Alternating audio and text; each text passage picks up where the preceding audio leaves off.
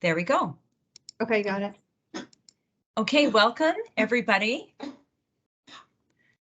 And the dog was quiet the last two sessions, and now the one that I need to talk at, hopefully the dog is going to stay quiet. So we'll go ahead and get started. Tracy and I are going to do ways to strengthen your child's education. Together we have over 40 years of homeschooling experience and field trips that we've gone on. And so we actually, I want to put this in the link before I do the PowerPoint. Put this in the chat, which is links to, let's see if I could do this, to, I can do this.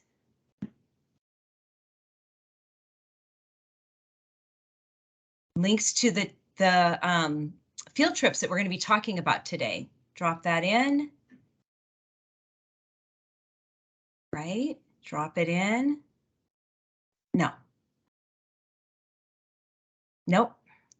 All right, well, Susan Michaels will be sending it out next week, so everybody will have links to what we're talking about today. So I'm going to share my screen.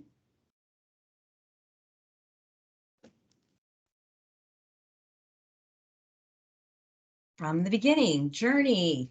Okay, Tracy, is it sharing?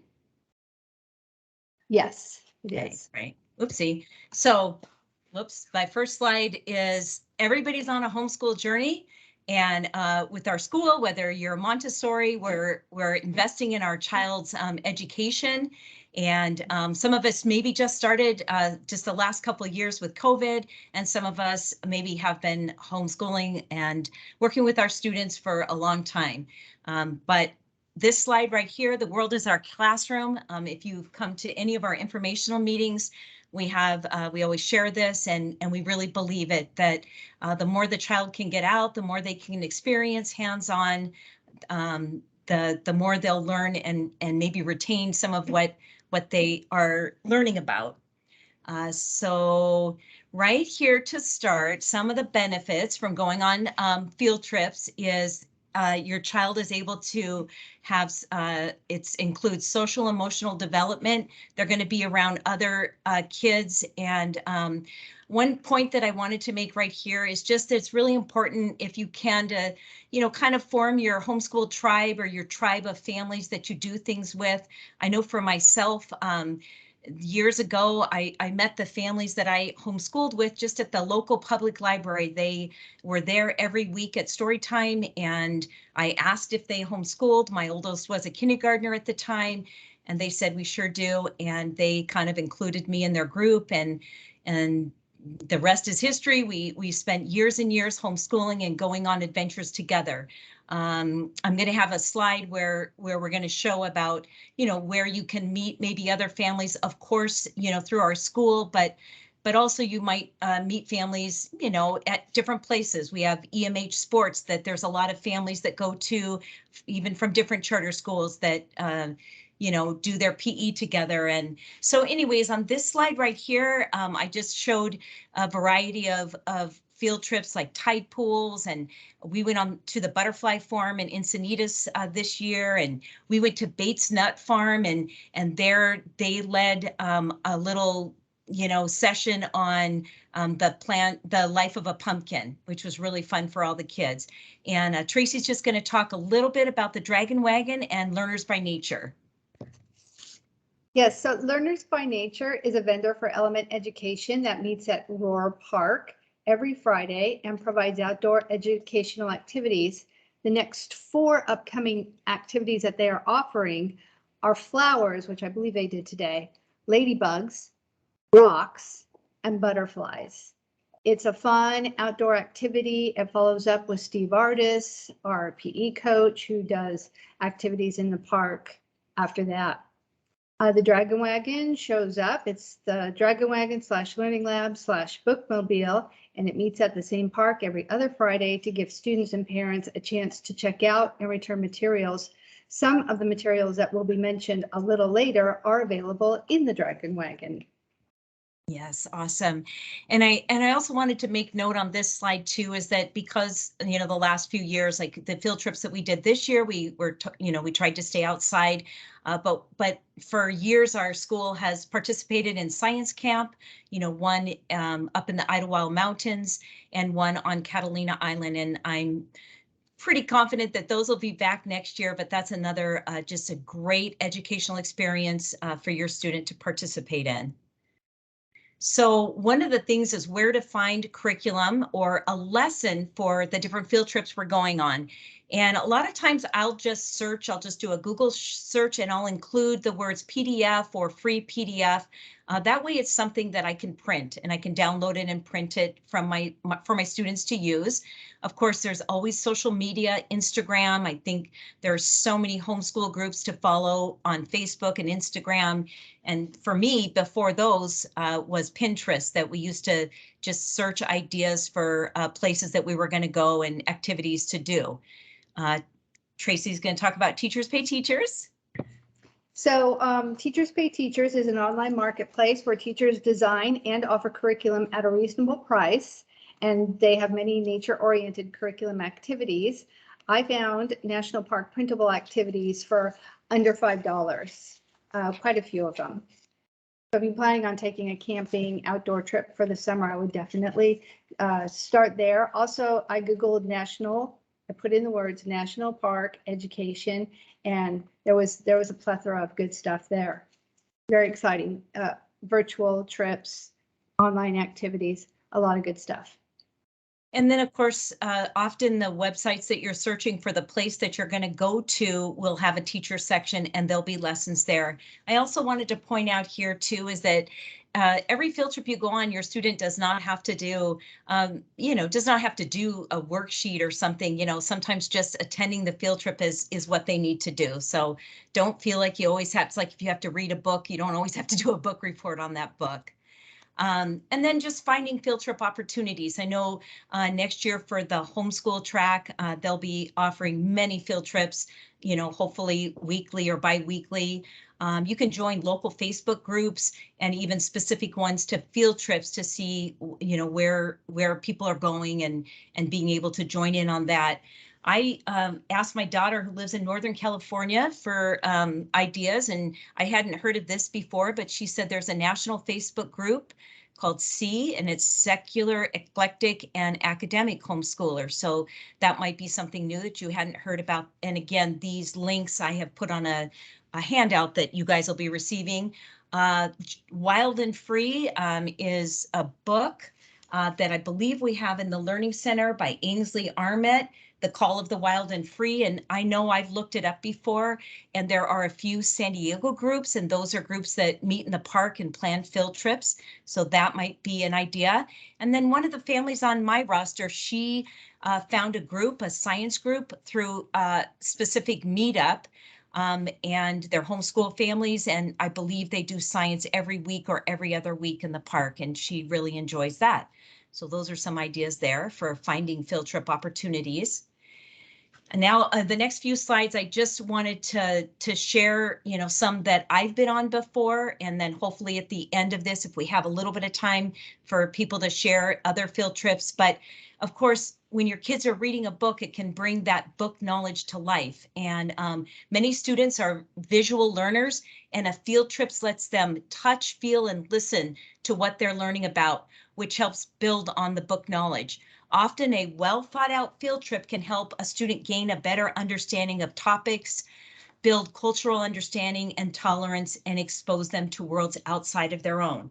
So twice in the last 13 years that I've worked at DCS, we've gone to the Museum of Tolerance in Los Angeles, and they have a field trip. They have different exhibits, but they have an Anne Frank exhibit and a Holocaust exhibit. I know when we went there, they have Finding Our Family and Finding Ourselves, and they had a whole thing on Ellis Island. I looked it up. So some of these field trips, of course, there'll be different number of students to get a group rate. And for the Museum of Tolerance, it happens to be 20. So this might be a good one, that either the school plans or you're able to plan with a group of a large group so that you can get the group rate. I know that the last time that I went, which was about 4 or 5 years ago, our kids actually got to listen to a Holocaust survivor speak and ask her questions and get pictures with her afterwards. So this is a must on that I think it should be, because there's so much, and of course the website will tell you what the current exhibits are at this time. So that was a wonderful one.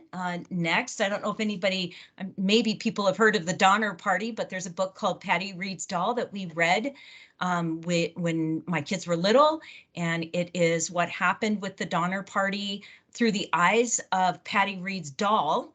And so it's a true story, and it's fascinating story, and of course written at a child's level. And so I actually don't know how I looked it up or found this, but found that the real doll was at Sutter's Fort in Sacramento. And we happened to be heading north and decided to go to Sutter's Fort and see the doll. I thought it was so interesting because I don't know why I think when you think of doll, you think of kind of a larger doll, but this little one, the picture right there on the right, it was 4 inches tall. So she had it tucked away in her dress, and then she wrote the story. I think the story was written in about in the 1950s, the late 1950s. So that was, fun. Maybe sometimes when you're reading a historical book to do a search and see what else you can find about that. And then I said, explore places where you have friends or family. And we were lucky enough to have friends in Anchorage, Alaska. So we had read the book Balto and knew about the Iditarod dog sled race. And so we were able to go to Alaska and stay with our friends and go to the race go to the race that year. So for those that don't know, it's about $1,000-mile sled race with mushers and teams of dogs, and it goes from Anchorage, Alaska to Nome. And this curriculum that we ordered here, my girlfriend told me about it. And even if you can't maybe go on a field trip like this, I know that we only went one time, but after we went there, my kids, we would always get on the website, and the kids would choose a musher that they were going to follow that year, and see, see how they did and see if they won, and you can track them each day. And so definitely there's online and virtual stuff to go along with maybe a field trip that we can't always go to.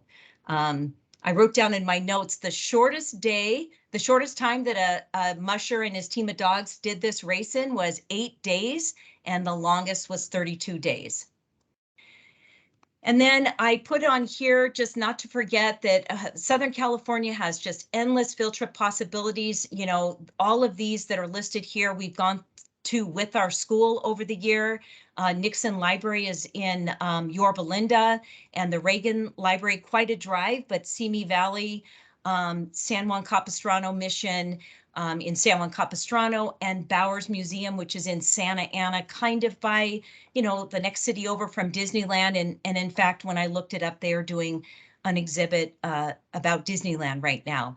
So both of the Presidential Library have amazing lessons and amazing things for the kids to learn about when they go there, and always have certain exhibits. Like I know for our family, after September 11th, the Nixon Library was doing a memorial, and we went there, and they have a reflection pool, and the kids lit candles and floated candles on that. So anyways, I just highlighted a few of those field trips. And then I wanted to say some field trips may not be what you expect. And over the years, we've had a few of those. At one time, we took a whole group of kids to the Palm Springs windmills. I'm not sure what I thought it was, but what it turned out to be was that we were driving around in a van up and down the aisles of the windmills. And I'm sure that it was interesting maybe for the older kids, but I thought we were going to be able to get out, and those are pretty big windmills. I thought we got to like go inside and go up to the top or something, but it didn't pan out that way. And then there's the Western Riverside County Regional Wastewater Authority, which was the joke with our homeschool group, because that's the sewer plant. And we did take a tour there, and it did not smell great, but I still think it was a fun memory for the kids. So not every field trip you plan is going to actually pan out. Maybe the kids won't love it, but it's kind of still a fun memory. And then incorporating your family vacations into your educational experiences, heading out on a road trip.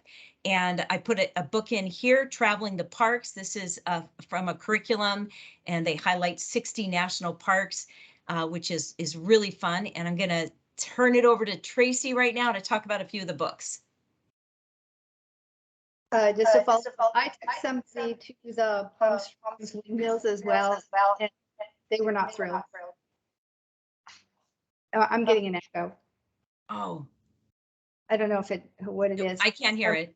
Okay, and then regarding Patty Reed's Doll, there's another great book, The Donner Dinner Party. It's by Nathan Hale, and it's a graphic novel.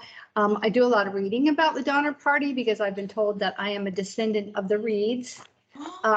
We are the only family that did not have to resort to cannibalism. So just FYI. Wonderful, Tracy. I know. So these three books, there's a lot of great books about national parks and just camping in general, but these are based on The Adventures with the Parkers, a 13-book series for kids and families, and it's packed with action and excitement, as well as interesting facts about plants and animals, geology, the history of parks, wilderness safety, and environmental and preservation issues affecting the parks. The books also offer tips and information on travel plans, great places to hike, ranger programs, historic points of interest, and much, much more. And those are also a great series of books. Can you see the Campground Kids? Yeah, the Campground Kids that's another great series. Oh, okay. Just so to get kids motivated and excited to go out and about. And then I'll just briefly read these 10 benefits of camping. When you spend time near a lot of trees, you take in more oxygen. That feeling of happiness you get when you take your first breath of air at the campground isn't all in your head. It's a release of serotonin from the extra oxygen.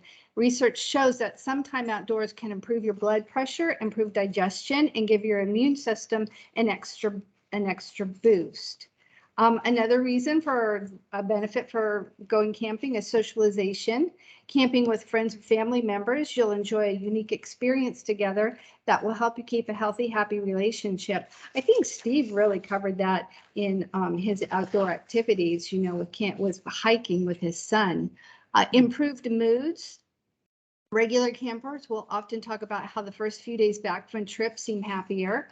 Spending some time outside in the sunlight can even out the levels of melatonin in your brain.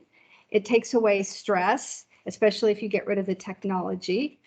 Exercise, the most obvious benefit of camping. You're spending a lot of time performing physical activities. Even if you're taking a fishing trip, you're burning more calories than you'd burn sitting around. And if you hike or bike, you're performing cardiovascular exercises that will help keep your heart and lungs healthy. Sunshine feels great on your skin, and there's evolutionary reason that when you're out in direct sunlight, you're taking on a ton of vitamin D, which allows your body to absorb calcium and phosphorus. Tend to get a good night's sleep if you have the proper gear. Good food, if you catch some fresh fish, definitely. New challenges. No two camping trips are exactly the same. That's a good thing. Studies from the University of Texas and University of Michigan show that new experiences help to keep brains healthy. New activities that are both physically and intellectually stimulating have the greatest effect on brain health, and camping fits both of these criteria. And plus there's the meditative value, because when you're out of doors without your electronics, very calming. Yeah. Okay, so that is that. Anybody? I think we have to get back in. I know, sorry. In fact, is anybody? Yeah, they're still here. Anybody want to shout out to a field trip they've gone on that was so great? Yosemite? Yosemite, yes, that's a national park. Awesome. One of the Anything best. else? They're all good. Catalina Island. Catalina Island. And Lori Schwem said there's lots of freebies on Teacher Pay Teacher, which is exactly right. Oh, freebies. Okay. And Sandy is typing right now. And I know gas prices are high. Let's see, Malia said, thank you for the camping info. We love to go to Point Loma Park. It's really awesome.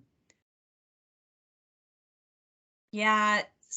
I like beach ones. I know lately they're kind of hard to get into, but beautiful. And Sandra said, so great, informational. You sparked so much interest. That's great. Okay, guys, let's go back over to the raffle. Thank you for coming. Thanks, Tracy.